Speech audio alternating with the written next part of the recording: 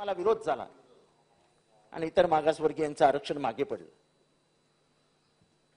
त्या विषयावर शांत न बसता उद्या समाज मला दोष देईल की ज्या समाजाला खरोखर आरक्षणाची गरज होती त्यांना मी आरक्षण देऊ शकलेलो नाही आणि त्यामुळे मी या मंत्रिमंडळातनं राजीनामा देतो.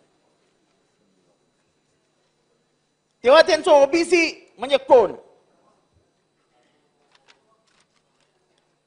शेड्यूल कास्ट म्हणजे गाव कसा बाहेर पाठवलेले, त्यांच्या जाती पोटजाती मोठण्याची गरज नाही. पण इतर मागासवर्गीय अशी माणसं होती की ते समाजापर्यंत पोहोचूच शकत नव्हते. दराखोऱ्यात राहणारे, शेतीबाडीमध्ये जाऊन बैल विकणारे, बकऱ्या विकणारे, बोकड विकणारे, अशा वेगवेगळ्या 347 जातींना एकत्र घेऊन महाराष्ट्रात ओबीसी वर्ग तयार झाला. जे सगळ्यापासून वंचित होते, शिक्षणापासून वंचित होते, इतिहास चातुर्वर्ण्याप्रमाणे ते शूद्रांमध्ये गेलेले होते आणि शूद्रांना समाजात स्थान नाही आपण इतिहासापासून बघत आलेलो आहे. त्या शूद्रांना स्थान मिळालं पाहिजे, समाजामध्ये समता आणि समानता दिसली पाहिजे, या एकाच कारणासाठी 340व कलम मानलं गेलं. दुर्दैवाने ते कलम नाकारलं. डॉक्टर बाबासाहेब आंबेडकरांनी राजीनामा दिला आणि कालेलकर आयोग आला. मग पुढे अनेक आयोग येत गेले गेले गेले गेले गेले आणि मग बद्री प्रसाद मंडळ कमिशन आलं. मंडळ कमिशन पूर्ण भारतातल्या पूर्ण जातींचा त्यांनी अभ्यास केला आणि जवळजवळ 5,700 जाती अशा सोडून काढल्या या इतर मागासवर्गीयांमध्ये मोडतात. त्याच्या आधी महाराष्ट्रामध्ये इतर मागासवर्गीयांना थोडंसं आरक्षण सुरू झालं होतं, पण त्याला वैधता नव्हती. वसंतराव नाईकांनी ते केलं होतं. पण अध्यक्ष महोदय बीपी सिंग आणि बीपी मंडळनी जे केलं ते या समाजाचं स्ट्रक्चर बदलून टाकलं. पहिल्यांदा वंजाराची, माळ्याची, धनगराची पोरं डेप्युटी कलेक्टर, असिस्टंट कलेक्टर, बंजाऱ्यांची पोरं म्हणून दिसू लागली. मला कौतुक या गोष्टीचं आणि तुम्हाला सगळ्यांचं कौतुक करावं असं वाटतं. आरक्षण म्हटलं की तिरक्या डोळ्याने पाहणारी माणसं आज आरक्षणावर बोलतायत. किती म्हणजे बाबासाहेबांचे किती उपकार मानावेत. हे आरक्षण कशासाठी असे प्रश्न विचारणारे लोक सुद्धा आरक्षणाबद्दल बोलतायत. म्हणजे जणू काय आरक्षण हे आपल्या जातीसाठीच आणलं होतं डॉक्टर बाबासाहेब आंबेडकरांनी, असा काही जणांचा सूक्ष्म विचार होता. आणि म्हणून मी नेहमी म्हणतो की या युगामध्ये फक्त परत डॉक्टर बाबासाहेब आंबेडकर जन्म घेणे नाही. आणि म्हणून महात्मा गांधींना का महान म्हटलं पाहिजे. त्यांच्यात काही तात्विक मतभेद होते, पण जेव्हा ड्राफ्टिंग कमिटीचा अध्यक्ष नेमायची वेळ आली तेव्हा त्यांनी सांगितलं की ज्यांनी शोषण बघितलंय, जो स्वतः शोषित आहे, असा एकच माणूस आहे भारतात, तो म्हणजे डॉक्टर बाबासाहेब आंबेडकर. संविधान त्यांना लिहायला द्या. अध्यक्ष महोदय, ओबीसीचं आरक्षण हे जवळजवळ स्वातंत्र्यानंतर अनेक वर्षानंतर आलं. आधी वसंतराव नाईकांनी दिलं, माझं सांगणं झालं, आणि मंडळ आयोग आलं, त्याच्या रेकमेंडेशन्स आल्या आणि महाराष्ट्रामध्ये पहिल्यांदा मंडळ आयोगाच्या आरक्षणचे जे रेकमेंडेशन्स होते त्याची अंमलबजावणी करावी हे पहिल्यांदा जर कोणी ठरवलं असेल तर माननीय शरदचंद्र पवार साहेबांनी. मला आता त्या इतिहासात जायचं नाहीये की दिल्लीमध्ये विरोध कोणी केला, कोण होता तो गोस्वामी, दिल्लीच्या त्या वरच्या पट्ट्यामध्ये आगी कशा लावल्या गेल्या, ओबीसी विरुद्ध कोण कोण उभे होते, हा इतिहास पुस्तकात आहे. मला इथे बोलून वाद नाही घालायचा. पण मला बरं वाटतंय की जे 91 साली ओबीसीच्या विरोधात होते, तेच आज ओबीसीची बाजी घेऊन भांडतायत. कालाय तस्मै नमः. काळ बदलत जातो, काळ बदलत जातो. फक्त दुर्दैव एवढंच आहे की आमचं आजचं आरक्षण हे राजकीय शस्त्र म्हणून वापरलं जातं, जे कधी घडणारच नाही. त्याच्यावरती सभागृहामध्ये डिस्कशन होतं. तुम्हाला माहिती आहे इंदिरा सहानी 50% वरती तुम्हाला घेऊन जाऊ शकत नाही. भांडण कशासाठी करताय?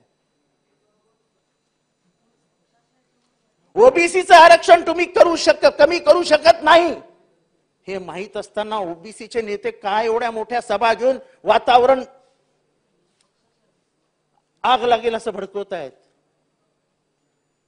मला माहितीये माझ्यासारखं, मी पण ओबीसी आहे, मला माहितीये माझं आरक्षण कोणी काढणार नाही. आणि मी आरक्षण न घेतलेला माणूस आहे. पण जातीबद्दलचं प्रेम सगळ्यांना असतं.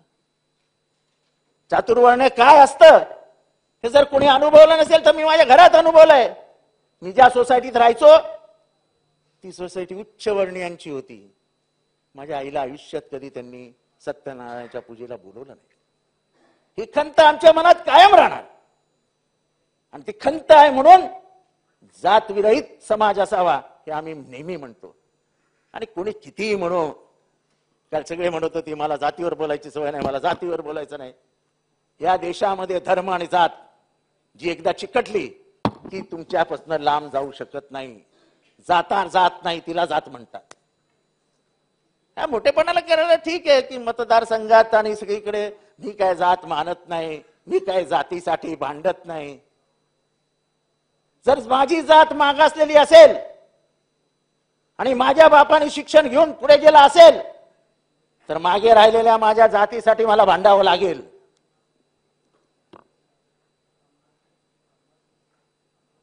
आणि त्यामुळे अध्यक्ष महोदय,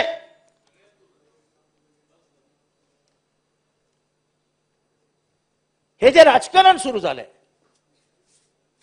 हे राजकारण नेमकं इलेक्शनच्या वेळेस काय येतो?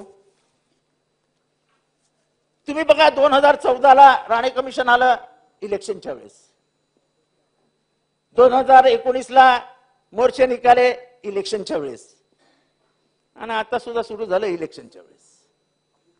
हे असं काय जादू आहे की नेमकी इलेक्शनच्या वेळेस घेतल्यावरती उलट्या यायला सुरुवात होतात जातीच्या? माझं प्रामाणिक मत आहे की मराठ्यांचं नेतृत्व करणारे जरांगे हे पॉलिटिकल ऍक्टिव्हिस्ट आहेत. तो एक कार्यकर्ता आहे. त्यांच्या समजूतदारपणाबद्दल, त्यांच्या शब्दांबद्दल मला कधी काय वाटत नाही. ऍक्टिव्हिस्ट ऍक्टिव्हिस्ट माणूस बेदरकार असतो, त्याला अनुभवच नाहीये. पण दुसरीकडनं जे बोलतायत ते प्रगल्भ राजकीय नेते आहेत. त्यांना महाराष्ट्रातल्या सामाजिक परिस्थितीची जाणीव आहे. त्यांनी अनेक वर्ष ओबीसीचं नेतृत्व केलंय. त्यांना आजही आम्ही आमचे नेते मानतो. पण त्यांच्या शब्दातनं शब्दांचा अंगार बाहेर पडावा ही अपेक्षा नाहीये. सगळीकडे धर्मयुद्ध पेटलं. मला आनंद आहे की 93 नंतर कुठलीही मोठी दंगल महाराष्ट्रात झाली नाही. कारण का महाराष्ट्र तेवढा समजूतदार आहे, समजदार आहे, एक दुसऱ्यांना मदत करणारा महाराष्ट्र आहे. आपण कितीही धार्मिक तेढ वाढवली की आम्हाला इतिहास आठवतो की शिवाजी महाराजांबरोबर गेलेला मदारी मेहतर हा मुसलमान समाजातला भंगी होता, भंगी. त्याच्यावर विश्वास ठेवून शिवाजी महाराज त्याला घेऊन गेले होते दिल्लीच्या दरबारात. अध्यक्ष महोदय, इतिहास खूप काही शिकून जातो, खूप काही शिकून जातो. अध्यक्ष महोदय, ओबीसीच्या लढाईसाठी आणि ओबीसीच्या आरक्षणासाठी महाराष्ट्रामध्ये 2 लोकांनी खूप प्रयत्न केले. त्याच्यात एक गोपीनाथ मुंडे आणि एक छगन भुजबळ साहेब. हे मी मान्य करतो.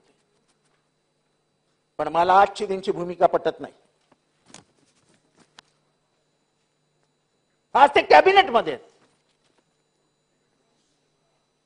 कॅबिनेट ही कॉन्फिडेन्शियल मीटिंग असते, त्याच्यात तुम्ही तुमचे मुद्दे जोरकसपणाने मांडायचे असतात. संयुक्त महाराष्ट्राच्या चळवळीला मुंबई महाराष्ट्राला दिली पाहिजे हे जेव्हा कॅबिनेटमध्ये मांडलं सी डी देशमुखांनी, आणि जेव्हा ते अमान्य करत केलं तेव्हा नेहरूंकडे राजीनामा देणारा याच महाराष्ट्रातले सी डी देशमुख होते. आपण आपल्या तत्वावर ठाम राहिलं पाहिजे. आपण काय करतो? शांत स्थिर महाराष्ट्र आपण अशांत करतोय, आपण अस्वस्थ करतोय, आणि ह्याची खंत न खेद. उद्या जर हा महाराष्ट्र पेटला तर अध्यक्ष महोदय कितीही बंब गाड्या आणा, हा कधीही विझणार नाही. आणि दोन जातींमध्ये उभी राहिलेली भिंत परत कधी कोसळणार नाही. 93च्या बॉम्ब स्फोटानंतर हिंदू मुसलमानांमध्ये जे वितुष्ट आलं ते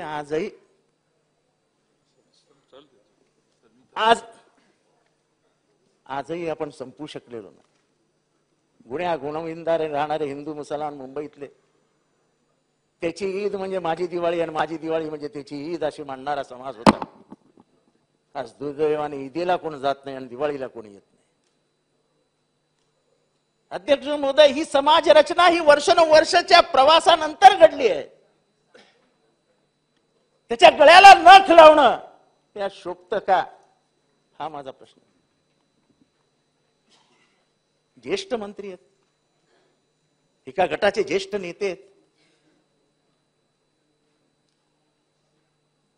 माझं ऐकत नाहीत, ओबीसीला पैसा कमी मिळतो असं जेव्हा ते बोलतात तेव्हा मंत्रिमंडळावर ते अविश्वास व्यक्त करतात. सरळ आहे. आणि जर मंत्रिमंडळावर तुमचा अविश्वास आहे तर मग त्या मंत्रिमंडळात राहता कशाला? या इथे आमच्यावर भांडायला, आम्ही तुमची लढाई लढू. पण एकदा एका खुर्चीवर बसले की संविधानाप्रमाणे त्यांनी वागलंच पाहिजे. ही सीमा संविधानाने आखून दिली आहे.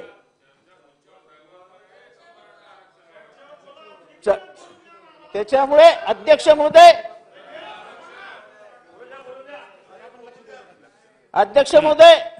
मला हे माहिती आहे आरक्षणावर चर्चा आहे. मी उगाच बोलायला उभं राहिलेलो नाही. अध्यक्ष महोदय, एकदा का 50% आरक्षण ठरलंय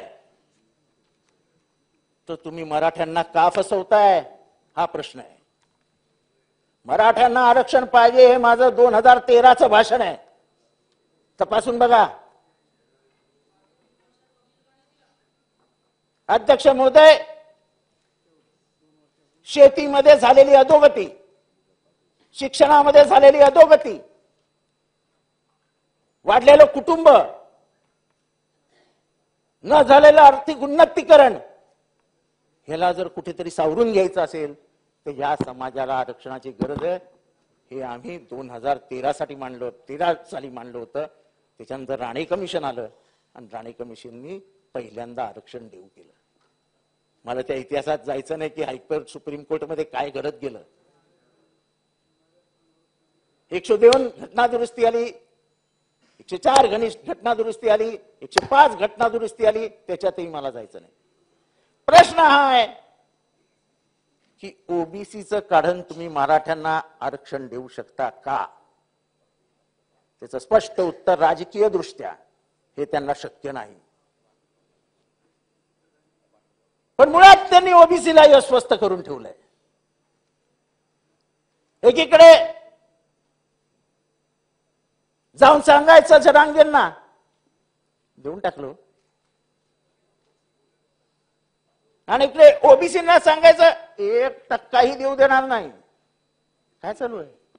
सरकारचं काम नाहीये. सगळ्या समाजाला एकत्रित घेऊन आम्ही पुढे जाऊ, हे सरकारचं धोरण असलं पाहिजे. अध्यक्ष महोदय,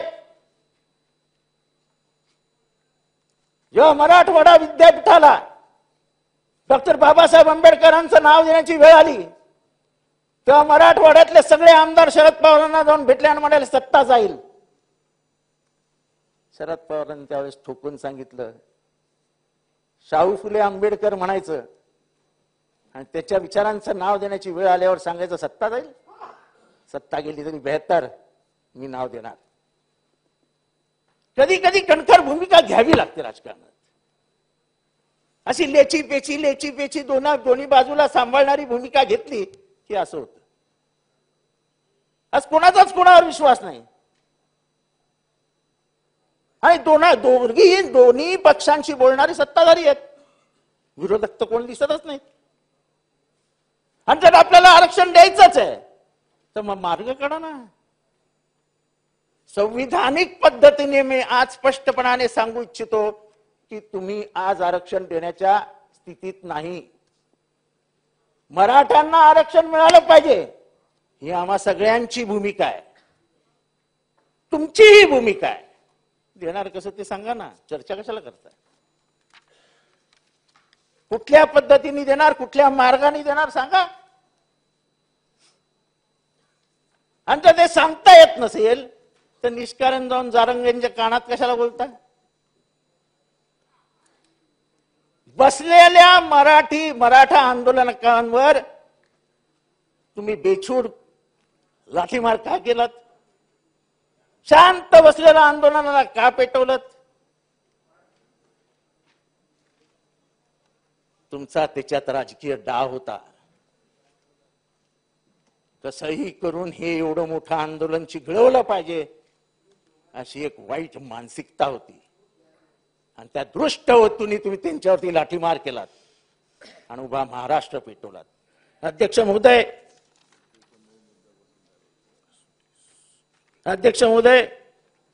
102 घटना दुरुस्ती झाली हे सगळं मी सांगितलेलं अध्यक्ष महोदय. पण अध्यक्ष महोदय मूळ मुद्दा हा आहे की तुम्ही हा तिढा सोडवणार कसा, ह्याच्यावर कोणच बोलत नाही. ज्येष्ठ विधी तज्ञांचं काय ओपिनियन आहे ह्याच्यावर कोण बोलत नाही. सगळीकडनं रिपोर्ट येत आहेत की हे करता येत नाही, त्याच्यावरही सरकार काही बोलत नाही. मात्र आश्वासनांच्या उड्या ह्या सगळीकडे दिल्या जात आहेत. म्हणजे भेटी गाठी मिठी मारणं सगळीकडे होत आहे. पण ह्याच्यातला नेमका तोडगा निघणार आहे का? त्या लोकसभेच्या निवडणुकांपर्यंत ही धगधग धगधग धगधग धगधग अशीच चालू ठेवायची. महाराष्ट्र अशांत आहे. अध्यक्ष महोदय, सामाजिक दृष्ट्या फुले शाहू आंबेडकरांच्या विचाराने शांत असलेला महाराष्ट्र, जातीपातीचा विचार न करणारा महाराष्ट्र, आज प्रत्येक जात एकमेकांविरुद्ध उभी राहते.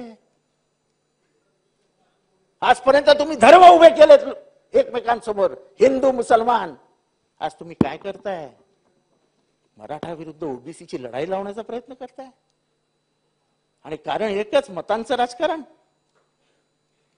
त्या मतांच्या राजकारणासाठी मराठी मातीमध्ये मराठी माणसाचं रक्त सांडेल याची लाज नाही वाटत आपल्याला? अध्यक्ष महोदय, तुमचे आणि माझे राजकीय विचार वेगळे असू शकतात, तुमचे आणि माझे राजकीय मतभेद वेगळे असू शकतात. ह्या विचार वेगळे असले तरी महाराष्ट्र शांत राहावा, महाराष्ट्रातली अशांतता वाढेल असं आपल्या हातातलं कुठलंच पाप घडू नये हे आपल्या मनाला वाटत नाही. कोण काय बोलला ह्याच्यावरती जर प्रश्न उत्तर होऊन मंत्रिमंडळात एक मंत्री बोलणार असतील तर त्यांची प्रगल्भता आणि जरांगेचं वय, मला वाटतं जेवढी त्या मंत्री महोदयांचे राजकीय वय आहे ते जुने राजकारणी आहेत आणि जरांगेंचं हे पहिलं आंदोलन आहे, तुलनाच होऊ शकत नाही. ते आता 22 मिनिटं झाले साहेब, इथे लोक 40 मिनिटं बोलले. लवकर संपवतो. अध्यक्ष महोदय, नाना तुम्हाला देणार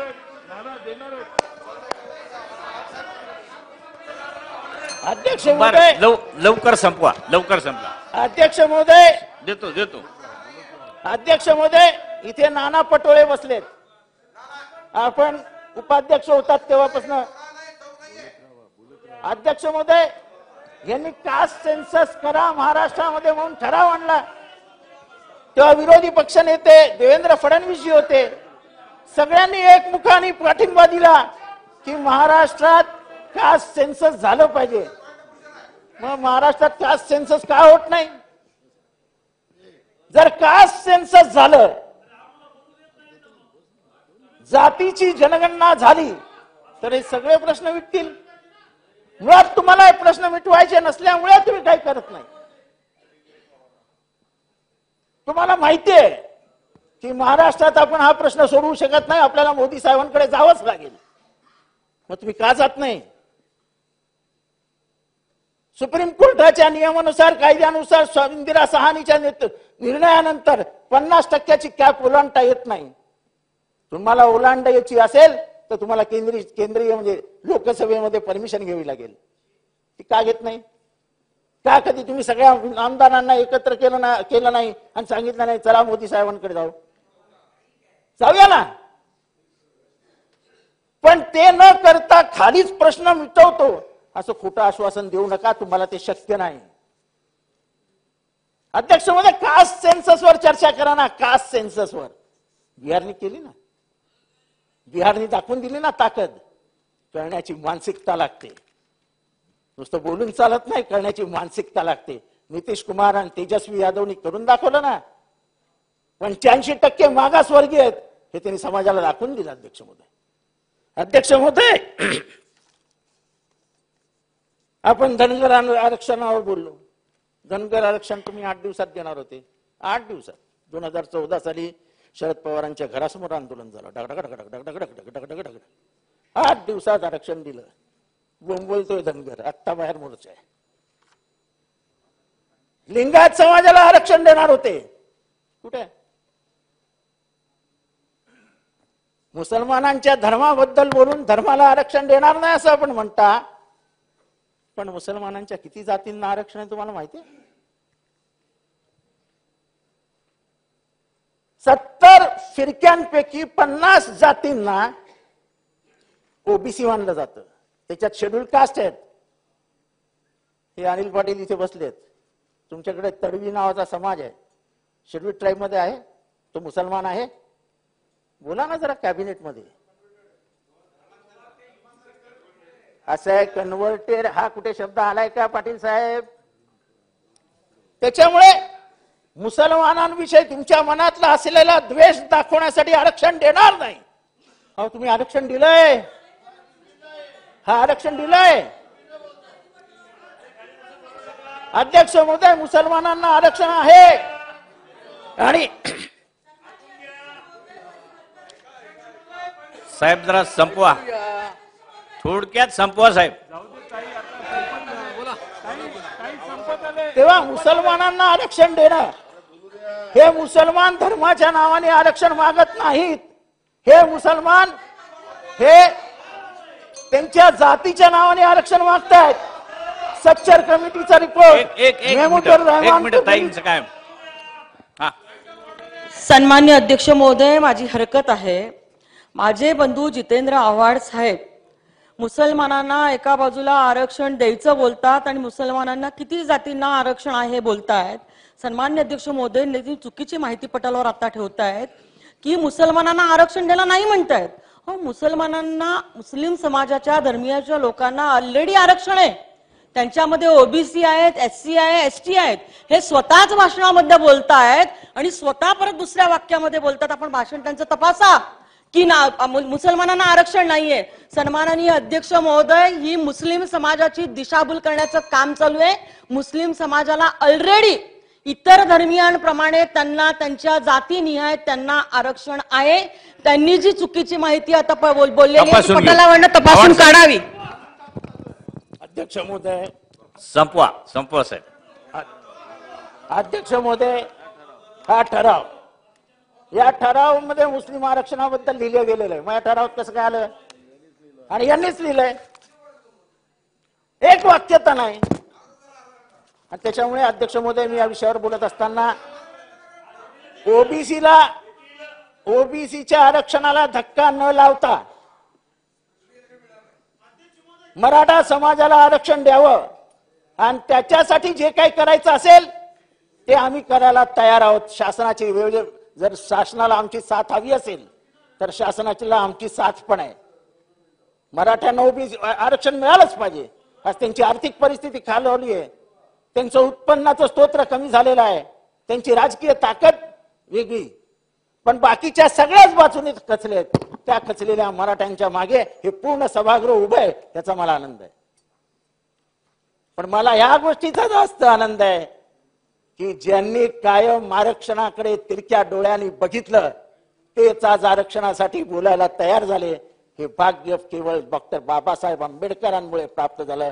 या महामानवास नमन करतो, रजा घेतो. जय हिंद, जय महाराष्ट्र, जय भीम.